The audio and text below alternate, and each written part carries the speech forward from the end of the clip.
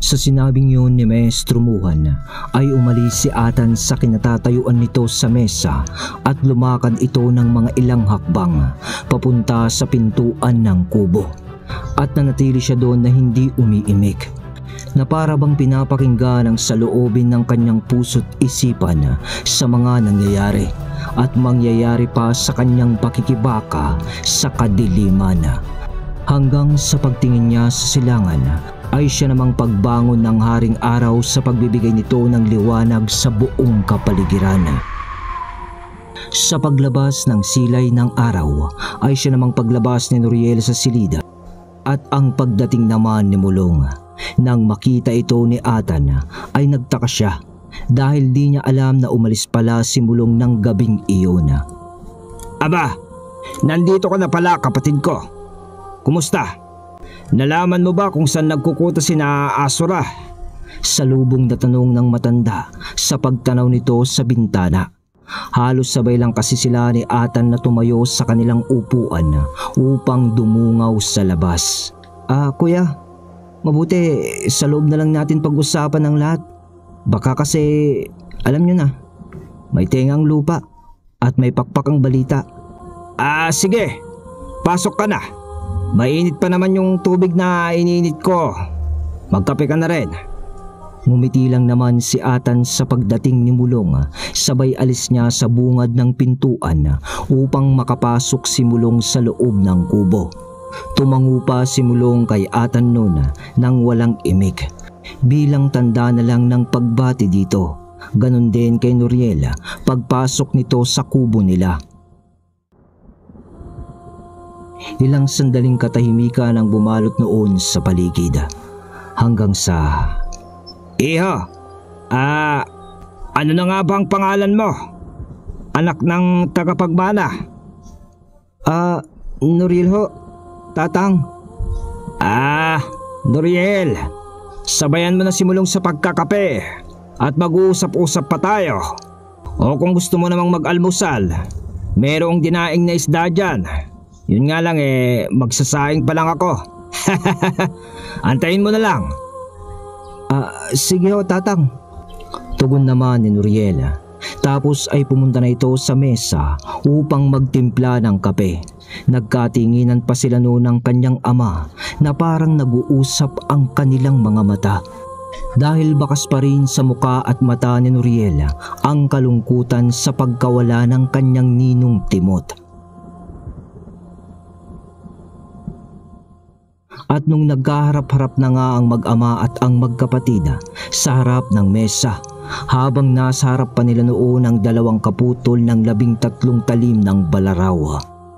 Dito ay dinetalye ni Mulong ang kinalabasan ng kanyang lakad, at ang lakad niyang yun gaya ng ibig sabihin ng kanyang kuyang simuhan sa pagtatanong ay upang tuntunin ang lugar kung saan nagtago o nagtatago itong grupo ni Asura. At sa kabutihang palad ay napagtagumpayan ni Mulong ang misyon nito. At dito niya inilahat kung nasaan ang mga kalaban. Subalit kinakailangan nila ng konkretong plano upang sa ganon ay mapatay nila si Muhan at mabawi ang 13 talim. At madala ito sa dimensyon kung saan wala nang makakagamit pa ng sinumpang patalim. Sa mga nalaman ng 3 kay Mulong, nagimbal ang mag-ama na may kasamang pagkamangha dahil bago sa kanilang pandinig ang mga bagay-bagay na ibanalita ni Mulong. Sabi ni Mulong na kailangan nilang kumilos sa lalong madaling panahon bago pa makatawid ang grupo ni Asura sa dagat papuntang Romblon. Ano? Sa Romblon?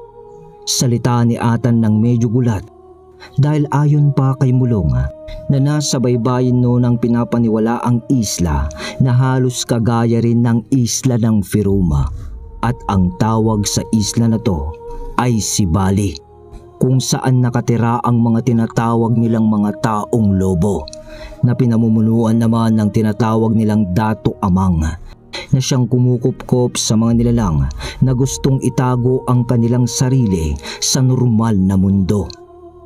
Nang natapos ang usapan, dahil sa palugit ng araw naman na sinabi ng oras ni Muhan, kaya naman sumang-ayon ng mag-ama na magpahinga muna.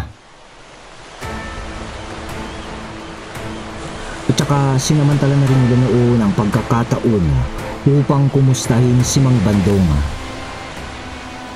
At gaya nga ng inaasahan ay nandun pa rin naman si Mang Bandong na naghihintay sa kanilang pag-uwi. At nung nalaman ni Mang Bandong ang pagkamatay ni Timot dahil sa sago pa ang nadatnan nila Atan, nalungkot ito sa masamang balita. Dahil sa hindi man niya ganun kadikit si Timot, di pa rin naman maiaalis ni Mang Bandong sa kanyang puso't isipan na sa mga nagdaang panahon ng kanyang buhay ay naging kasama niya rin ito sa paglalayaga. At tanging kabutihan lang naman ang naipakita sa kanya nito sa kanilang mga oras ng pagsasama. Kahit na alam niyang si Timot ay isa ring binhi ng kasamaan, pero pinili nito na gawin ang tama. Pagkatapos nilang madalaw si Mang Bandong at maipaalam dito ang kanilang mga susunod na hakbang upang bawiin o kunin ang 13 talim para mailagay na ito sa dapat niyang kalagyan, ay nagpaalam na sila matapos iwan nila Ata ng mga ilang pagkain para rin kay Mang Bandong. Nabigay naman ng binata at matandang antingerong si Muhan. Kasama kasi nila Noriel noon si Mulong sa pagdalaw sa barko ni Mang Bandong. Araw pa ang lumipas at naging sapat na nga ang pamamahinga at pagdarasal ng mga ito para sa kanilang mga pondong poder sa espiritual. Kinailangan din kasing ibsan ni Noriel ang sakit ng pagkawala ng kanyang ninong Timot. Dahil kahit na labis din na naapektuhan si Atan sa nangyari, ay para bang mas masakit pa rin yun kay Noriela. Kaya't binilin din ni Atan noon ang kanyang anak bago sila lumakad patungo sa lugar na sinasabi ni Mulong kung saan nagtatago sina Asura.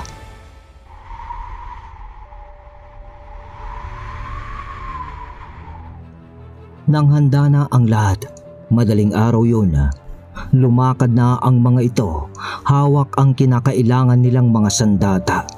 Ang baston kay Mulong, ang batong libreta kay Muhan, ang talibong at ang 2 mutya ni Noriela, at si Nathaniel na hawak na ang 2 kaputol ng 13 talim ng balaraw. Ang 2 magkapatid noon ay nakakapa na luma ang tekstura at may talukbong na hinabilang sa pamamagitan ng kamay gamit ang karayom.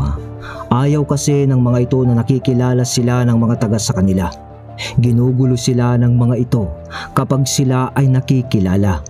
Minsan ay binabato sila ng iba na kanilang nadaraanan. Dahil kapag nga naman may tangan kang kapangyarihan, ay 2 klaseng tao din lang ang papalibot sa iyong buhay. Ang iba dito ay yung mga hindi naniniwala sa iyo o yung mga tinatawag kang bulaan dahil sa iyong sariling paniniwala at paninindigan sa buhay. Ang iba naman ay yung mga taong naniniwala sa iyong ipinaglalaban o iyong mga tagahanga. At dahil sa sinabing yun ng magkapatid, dahilan naman nung mag-ama ay naisip na rin nila na magsuot ng lumang kapa na may talukbong upang sa ganun ay maikubli nila ang kanilang pagkatao sa lugar at sa madla. Sa dami kasi ng pinagdaanan na ni Nathaniel ay di niya na rin masabi kung sino pa ang nakakakilala at kung sino pa ang naghahangad na siya ay paslangin silang 2 ng kanyang anak.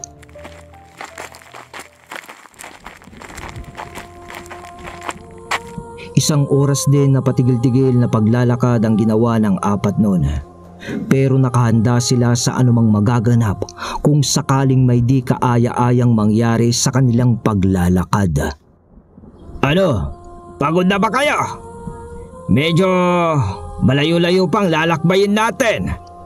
Kaya siguro ayos na ang lugar na to para gamitan na natin ng konting abilidad ang ating paglalakbay. Para mabilis tayo, hindi ba? Salita ni Maestro Muhan. Dahil sa puntong iyon ay nalagpasan nila ang ilang mga kabayan. Tanging mga ilang bukid at kakahuyan na lamang ang matatanaw sa paligid. Maya-maya pa ay nag-usal itong si Maestro Muhan. Naiintindihan naman ni Ata ng mga ilan sa mga binibigkas nitong salita, hanggang sa papalakas na ang boses noon ni Maestro Muhan, hanggang sa parang gumagawa na ito ng mga inkantasyon. At sa huling bahagi ng inkantasyon niya, binanggit niya ang pagtawag sa pangalang Makon. Nanlaki ang mga mata ni Atan dahil sa alam ni Atan ang ngalan na Makon sa lihim na karunungan. Isa yon sa diwata o isang Diyos ng digmaan. Biglang humangin noon ng malakas sa punong kanilang kinasisilungan ng mga ilang segundo. Tapos ay humina rin ito ng paunti-unti. At nung natigil na ito, andyan na sila. Marunong ba kayong sumakay ng kabayo? Bago pa man masagot ng mag-ama ang tanong ng matanda, ay nakarinig sinaatan ng mga parang papalapit na padyak ng mga kabayo. Papalapit yun sa kanila.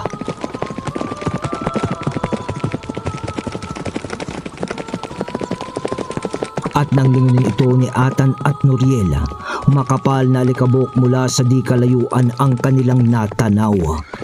Hanggang sa lumantad sa makapal na alikabok na yun ang 4 na kabayong kulay puti patungo sa kanila. Kakaiba ang mga kabayong yun, alam yun ni Atan at Noriela. At tiyak nila na galing ang mga to sa espiritual. Sa makatuwid, sila ang tinutukoy ni Maestro Muhan at siya rin ang tumawag sa mga yun sa ginawa niyang inkantasyon.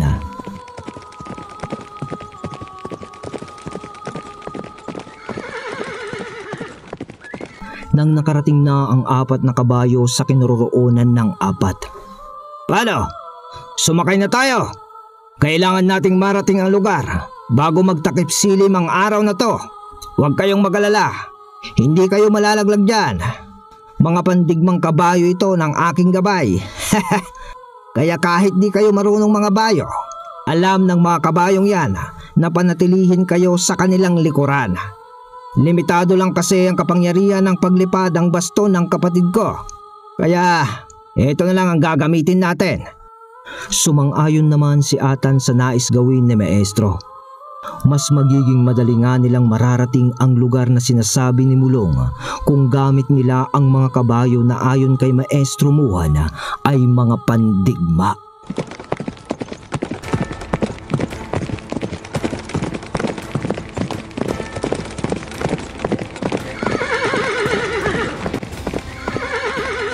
Bukid, kakahuyan, bukid, kakahuyan, burol, kagubatan, at mababaw na ilog ang dinaanan ng 4 bago nila marating ang lugar na itinuturo ni Mulong. At nang marating nila ito,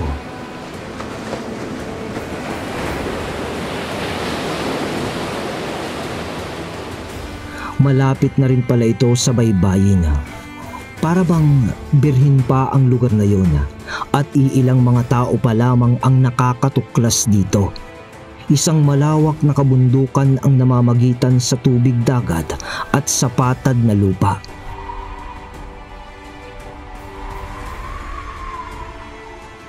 Malamig na ang simoy ng hangin noon nung bumaba ang 4 sa kani-kanilang mga kabayo. At pagbaba ni Maestro Muhan sa kanyang kabayo, pinalo niya lamang ang isa dito. Pagkatapos ay tumakbo na ang 4 na kabayo hanggang sa nawala na lamang ito sa paningin nila Atan. Kuya, doon yung maliit na kubong yun. Doon tayo tutungo. Natitiyak kong yun ang lagusan o siyang trangkahan ng ginawa nilang sabulag para ikubli ang kanilang lugar. Sa pagturo ni Mulong sa pamamagitan ng kanyang baston sa kanyang kuya Muhan, nakikita naman nila Atan ang isang maliit na kubo na mga nasa 400 metro lang ang layo sa kanila. Ganon ba? Sige, tara na Nathaniel, Noriel. Aya naman ni Maestro Muan ng pagsambit lang ng mga pangalan.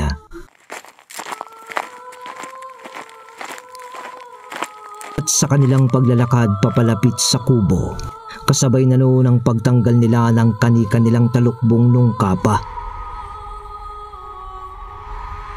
At habang magkasabay naman ang mag-ama sa paglalakad, Nuriel, anak, umanda ka. Kakaiba ang nararamdaman ko habang papalapit tayo sa kubong yan. Oo, ama. Sagot naman ni Nuriel ng maiksi habang ang mga mata nito ay nakatuon lang sa kubong kanilang pupuntahan. Ganon din si Atan, pati ang magkapatid. Ngunit hindi pa man sila nakakaabot sa kubo, bigla na lang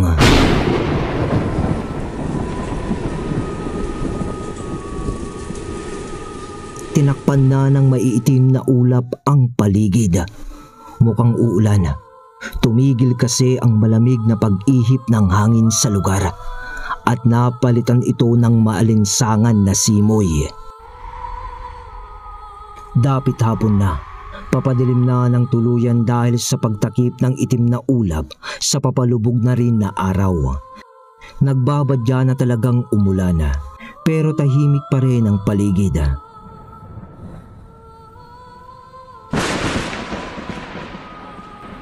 At mahihinang pagkulog lang ang iyong maririnig hanggang sa may sumigaw na mula sa kawalan. Hanggang dyan na lamang kayo! Anong nais nyo? Kung naparito kayo para tuklasin ang gintong barko, ay nagkakamali kayo ng tinataak, mga nilalang. Kung gusto nyo pang mabuhay o pinapalagan nyo ang bawat buhay nyo, ay umuwi na kayo! Napatigil ang apat sa paglalakad sa tinig na yun.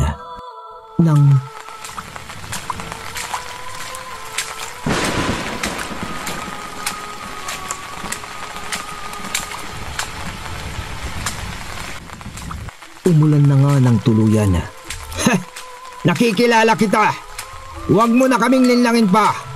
Alam ko ang kwento sa gintong barko, pero hindi kami naparito para doon.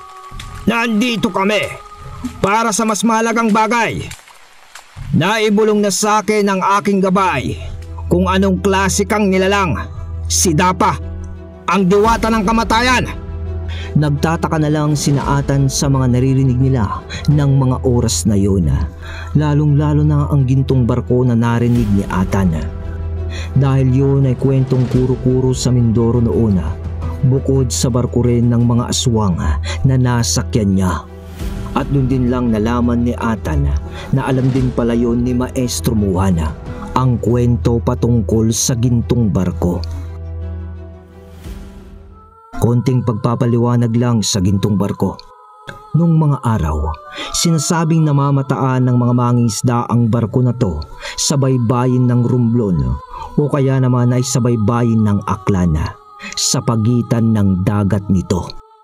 Ayon sa kwento, walang nangangahas na kunin o angkinin ang bagay na yun dahil din sa kahiwagaan nito.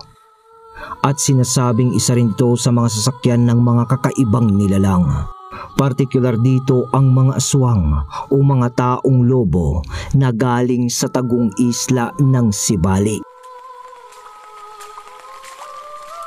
Ngayon mga kabagis ay konektado na ang impormasyong binigay ni Mulong sa barkong tinutukoy ni Maestro Muan. Balik tayo sa kaganapan. Lalo pang lumakas ang ulan. Maestro, tumuloy na tayo. Wika ni Atan sa matanda.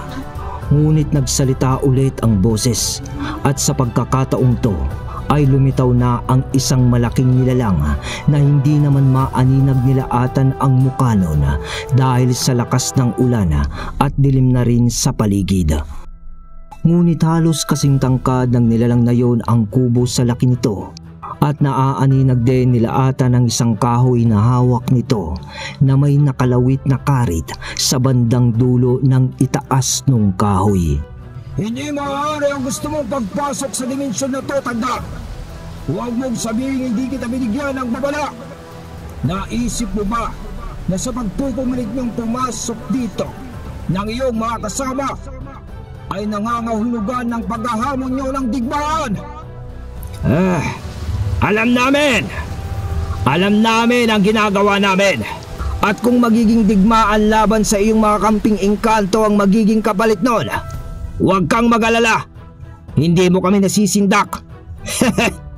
Sa tugon na yon ng matanda sa diwata ng kamatayan, bigla nitong ikinumpas ang kanyang karit sa hangin, kasabay noon ang paglitaw ng mga nilalang sa buong kapaligiran na para bang sumulpot na lang kung saan. Napalunok ng tubig ulan noon si Noriel sa kanyang bibig dahil sa daan. Mga 200 mahigit ang makakaharap nila. Napakarami ng bilang ng mga yun. Mukhang matinding diwata ang makakaharap nila dahil gaya ni Haring Genus ay may sariling hukbo ang diwatang ito. Nakahawak ang maitim na nilalang na yun ng sibat na halos kulay uling ang balat, tapos ay kalbo sila na nakabahag lamang, tapos ay patulis rin ang kanilang mga tenga. Kung susumahin ay parang lahi yun ng mga engkanto na kabaliktaran sa mga dalakit nun. Pero di rin naman nasindak si Atan sa pagtawag ng diwatang kamatayan sa kanyang hukbo. Dahil paghugot niya sa kanyang bulsa, hawak na niya ang pulang bato ni Genus. Tatawagin niya na ito sa isang salita lang. Sige maestro, ito palang gusto niya banggit ni Atan. Pero bigla naman siyang pinigilan ni Maestro Muhan sa pagtawag nito sa mga dalakit noon. Hindi na kailangan niya, Nathaniel. Ako muna ang bahala dito. Itabi mo na ang huli mong alas para sa mga susunod na laban na ating kakaharapin. Salita ng matanda, sabay labas ng bato nitong libreta.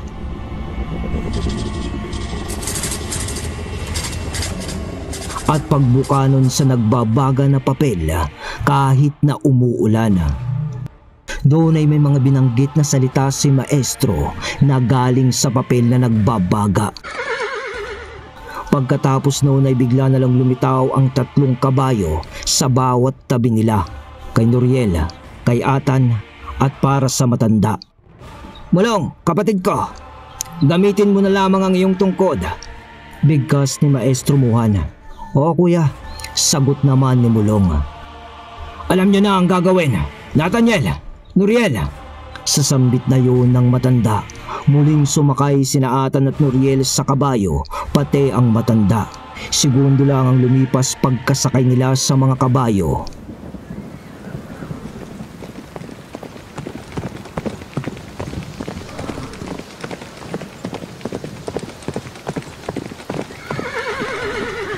Parang may kakaiba ng tunog ang sumasama sa patak ng ulan. Para bang yabag yun ng mga napakaraming kabayo. Nagawa pang lingunin noon ni Noriel ang kanilang likuran ng saglitan dahil sa tunog na yun. At sa malakas na buhos ng ulan, unti-unting lumantad sa mga patak ng tubig ang daang-daang kabalyero na nooy tinawag pala ni Maestro Muhan.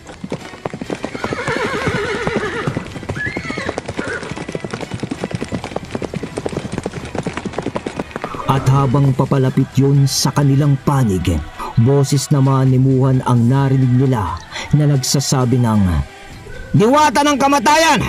Gusto ko lang malaman mo na hindi kami natatakot sa iyo dahil gabay ko ang Diyos ng digmaan.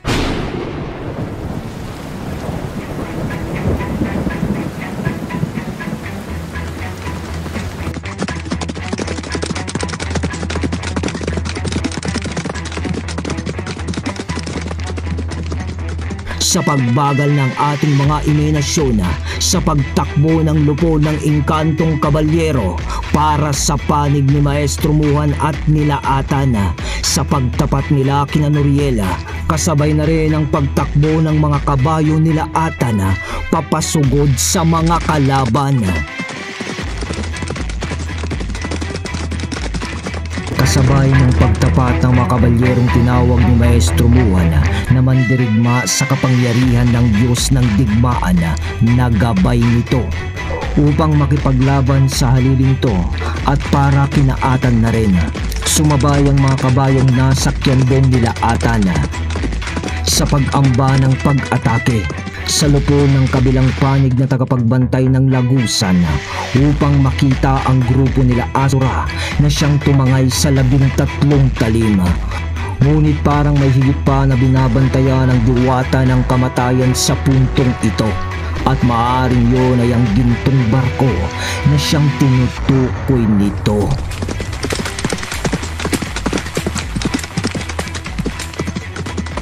Sa pagtakbo ng mga kabayo ng mga ilang segundo, sa nagngingit-ngit na buhos naman ng ulan, kasabay noon ang pag-ulan ng mga espiritual na sibat na hinahagis naman ng mga kalaban nilang engkanto.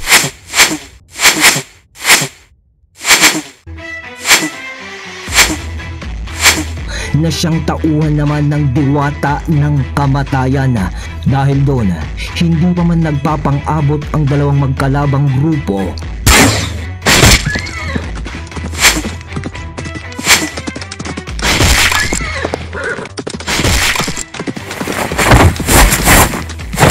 ay may mga tumumba na ibang mandirigmang kabalyero dahil sa pagtama ng mga sibat sa kabayo o sa nakasakay na mandirigma nito.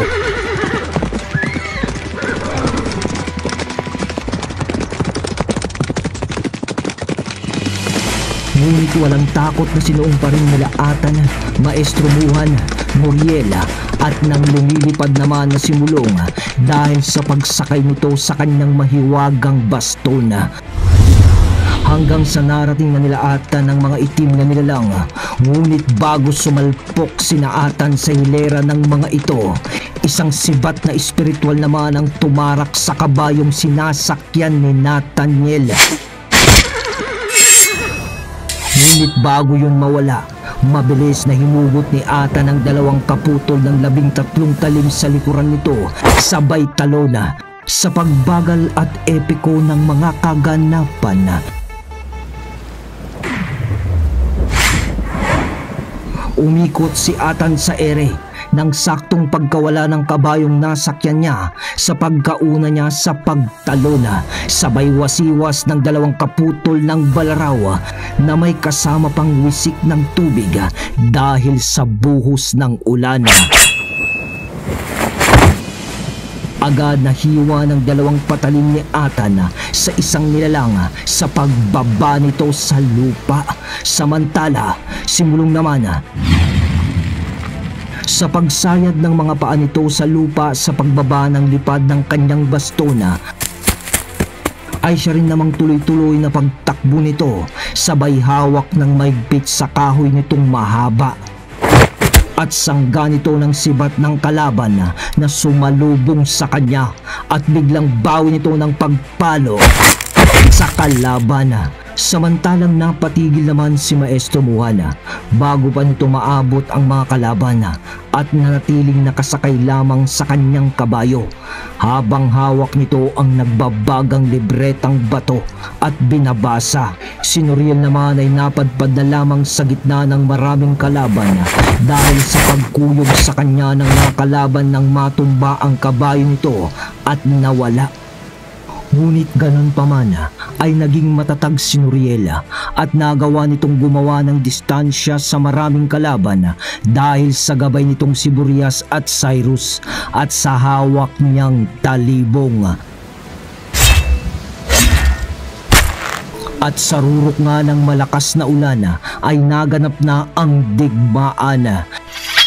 Sa pagdampi ng dalawang kaputol ng talim sa mga nilalang ay kahit sa abala sa pakikipaglaban si Atan, kakaiba naman noon ang nararamdaman niya sa kung paano gumagana ang kapangyarihan ng dalawang kaputol ng talim. Naninibago siya dahil sa tuwing tatamaan ng dalawang talim ang mga kalaban ay para bang may nagbubukas na isang dimensyon sa kawalan sa pamamagitan ng isang maitim na usok na bigla na lang humihigop sa mga nilalang na kanilang kalaban. Di sila nasusugatan pero nawawala ang mga ito. Sa kabilang banda, Di alam ni Atan na ganun din ang nangyayari sa tuwing na ipapatama ni Nuriel ang kanyang talibong sa mga kalaban.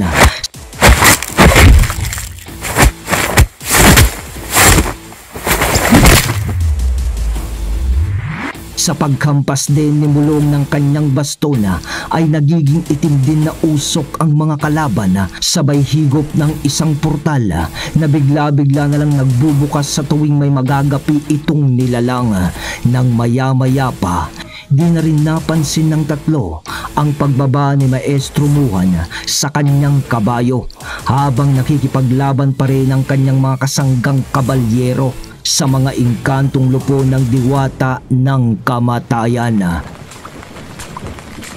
Nang biglang hinipan ni Maestro Muhan ang kanyang libretang bato at pagkatapos ng mga katagang kanyang binabanggit mula din sa bagay na yun ay bigla na lang humaba ang nagbabagang papel sa kanyang pag-ihip. Naging isang sandata iyon sa isang iglap para yung isang sibat na gawa sa linusaw na bato at ang kinang noon ay maihahalin tulad sa kinang ng isang ginto. At ito pala ang tinatawag ni Maestro Muhan na sibat ni Makon, ang gabay nitong Diyos ng digmaan.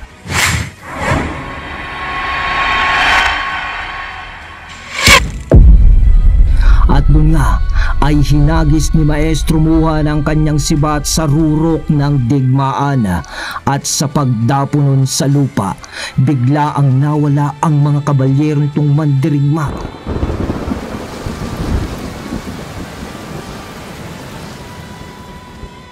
At kasabay ng matinding buhos ng ulan ay siya namang unti-unting pagkawasak ng mga nilalang sa panig ng diwatang kamatayan.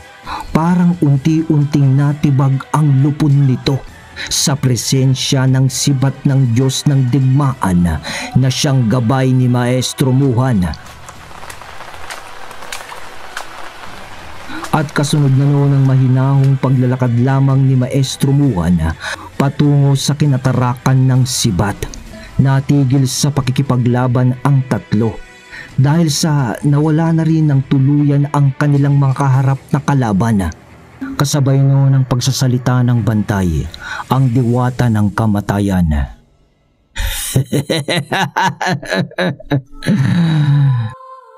Araw nyo ngayon dahil nagawa nyong matibagang bakod ng lugar. Ang mga nilalang na nakalaban nyo ay siya na ring bakod ng lugar na ito.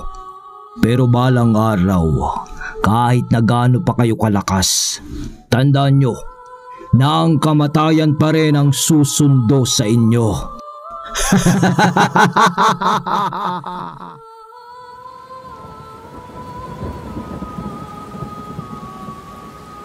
Sa kawalan ng tinig na yun ay siya namang pagkawala na rin ng nilalang na may hawak ng karit ni kamatayan. Nanatili naman na malakas ang pag-ulan. Ngunit nagtataka lang sina Atan dahil sa may bandang timog silangan kung saan nakatayo ang kubo sa lugar noon. Sa lagpas ng kubo kung saan nagpakita ang diwata ay walang ulan. Sa katunayan nga ay medyo maliwanag pa ang parting yun para bang hati ang klema sa lugar na ito. At nang mahugot naman ni Maestro Muhan ang kanyang sibat ay bumalik na ito sa dati nitong itsura na pinagtiklop na batong lapad. Sabay sabi nga kinaatan na, "Tama ba? Nathaniel, Nuriel, kapatid ko." Salita niya ng medyo malakas ang boses dahil sa magkakahiwalay na parte ng lugar na katayo ang tatlo. Tumangulang naman ng tahimik ang tatlo nuna. Tapos ay sabay-sabay na silang apat na pumasok sa kabilang dimensyon kung saan walang ulan. Ngunit patuloy pa rin naman ang ulan kung saan mula sa kalahati ng kubong yun at sa kalahati nito ay wala. At ang bundok na nasa pagitan ng dagat at patad na lupa kung saan naganap ang labanan ay halata na nila Atan ang kahiwagaan. Dahil sa bukod na wala ng ulan sa parting yun ng lugar, ay halata nila Atan ang bumabalot na misteryo sa kabundukang ito, na siyang nagsisilbing tawiran upang matanaw ang kabilang bahagi ng dagat na. Sa pagtungtong ng kanilang mga paa sa parting wala ng ulan, ay liningon pa nila ang parte kung saan sila nanggaling.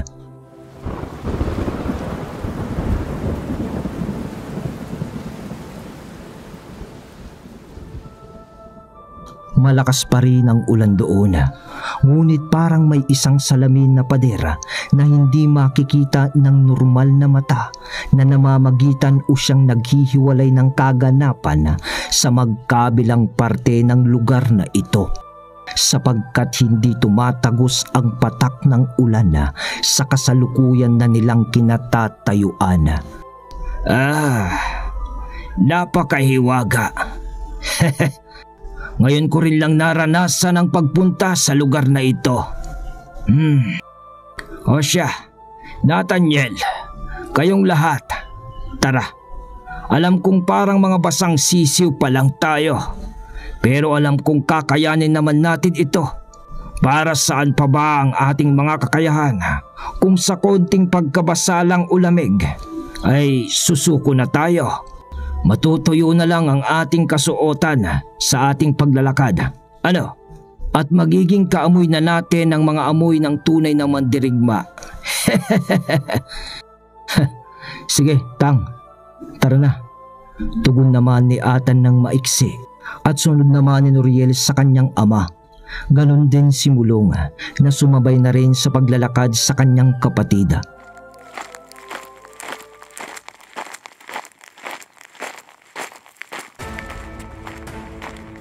At hindi na nila kailangan pang talakayin kung ano ang kanilang gagawin sapagkat napag-usapan na nila ito bago sila sumuong sa mga nag-aambang gera.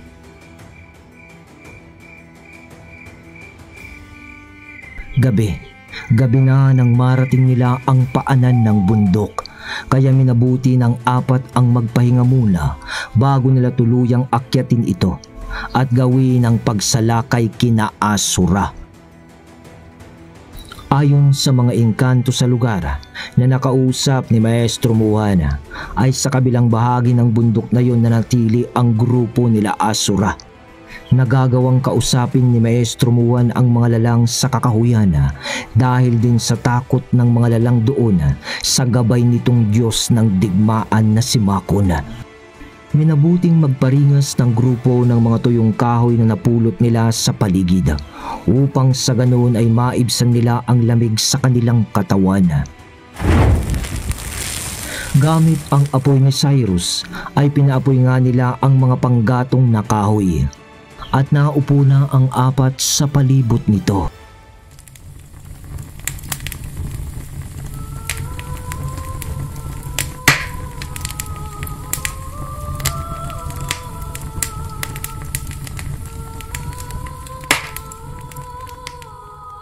Nag-usap-usap noon ang apat patungkol sa gintong barko at sa isla ng Subali at paano magkakakonekta ang mga bagay na ito. At gaya ng barko ng mga aswang na nasakyan noon ni Atan, sabi ni Maestro Muhana na ang barkong yun ang siyang tanging daan para makapunta sa isla ng Subali. May kuro-kuro noon na napakagandang isla ang Subali. Pero may mga sabi-sabi din naman na pugad daw ito ng mga aswang at wala din daw ito sa mapa tulad ng isla ng Firum. At ang sabi ng matanda na maaaring doon ang destinasyon na gustong puntahan ni Asura, ang buong lupon nito. Ngunit nagtataka lang si Maestro Muhan dahil ilang araw na ang lumipas mula nung nakasagupan nila ito.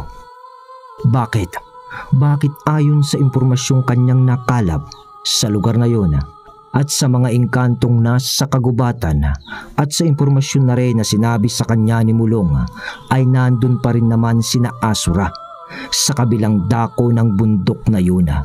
Maaaring hinihintay kaya nila ang pagdating ng gintong barko? O maaaring wala talaga silang balak na pumunta sa baybayin ng Romblon? Sa mga tanong sa kanilang isipan sa kanilang pag-uusap, ay gumawa sila ng konklusyon na pupunta man o hindi si Asura sa gusto nitong takbuhang isla, ay kailangan na nilang maunahan ito bago pa ito mawala sa baybayin ng Siquijor. Dahil pag nagkataon ay hahabulin na naman nila ito sa baybayin ng Romblon, at doon ay mas magiging malaki na ang sugal na kanilang gagawin para sa buhay nilang apat, para sa 13 talim ng Balaraw. Nang maya-maya pa ay dinalaw na ng antok si Noriel dahil sa pagkasandal nito sa isang malaking puno habang nakaupo. Ganon din naman si Mulong hanggang sa pati si Atan na dahil siguro sa pagod. Nakapikit din naman noon si Maestro Muhan. Ngunit kahit pa ganon ay parang gising naman ang wisyo nito sa kapaligiran. Samantalang sinabihan naman ni Atan si Kartel na magmasid sa paligid at gisingin siya sa kanyang wisyo kung may mag-aambang panganib.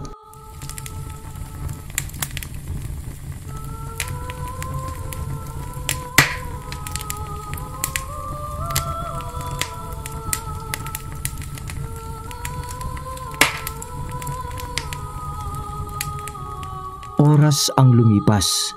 Sa usapan ng apat ng panandaliang pamamahinga ay tuluyan na silang nakatulog. At di na nila namalaya ng paglipas ng oras.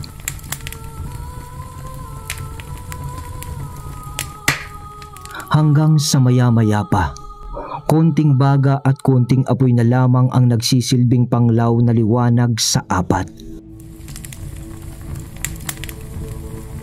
Papabilog ang buwan noon, pero natatakpan ng liwanag nito sa matatayog na punong kanilang sinilungan.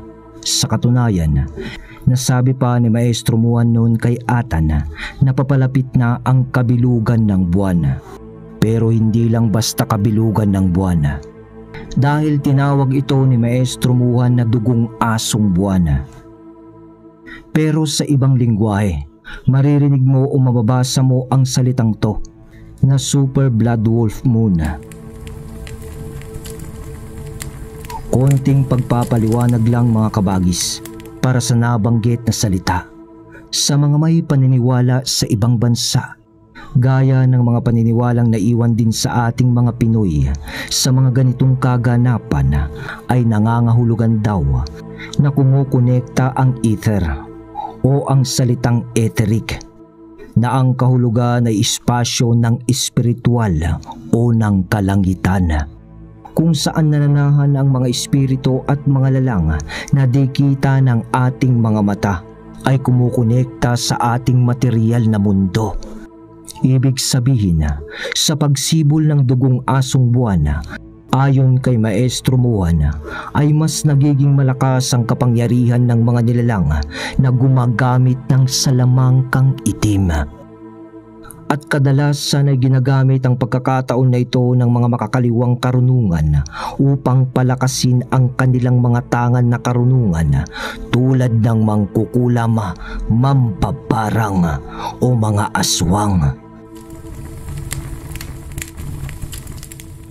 Dito nila tinatawag ang kanilang mga gabay sa paggawa ng pasakit sa taong kanilang gustong gantihan o patayin dahil lamang sa inggit. Dahil katulad ng mga antingero, kung sa Diyos nagdarasal ang mga ito para magpondo o mag-ipon ng puder sa katawan para sa pagkikipaglaban o panggagamot, itong Super Blood Wolf Moon o kabilugan ng buwan ang isa sa pagkakataon para mas lalong palakasin din ng mga mangkukulam, mambabarang at aswang ang kanilang tangan. At ayon kay Maestro Muhan, nagaganap din lang ito ng isang beses sa isang taon, bukod sa regular lang na kabilugan ng buwan. Sa kwento na tayo mga kabagis.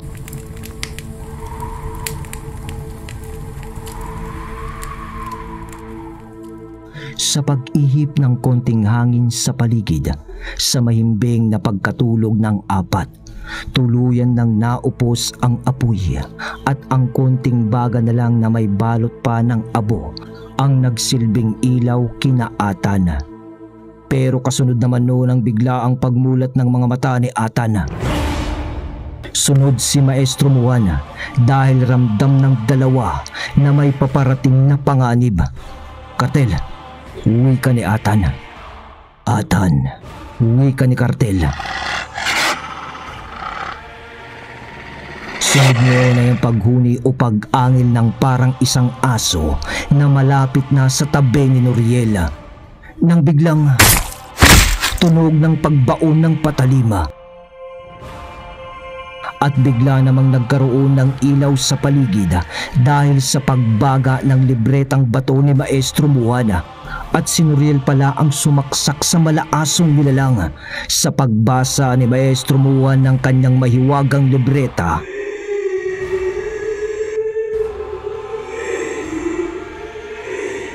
May mga ilang pag-angin na ng mga nilalang sa paligid na para bang kanina pa nakapalibot kina Atan.